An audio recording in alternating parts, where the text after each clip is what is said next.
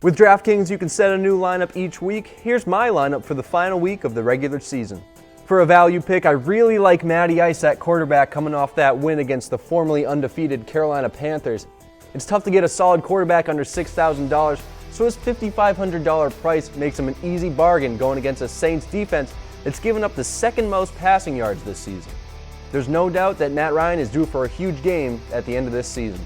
Another pick that I think is a great bargain is Eagles receiver Jordan Matthews. At $4,700, he's a good cheap pick to take a chance on, as he has over 100 receiving yards and a touchdown in the past 2 weeks.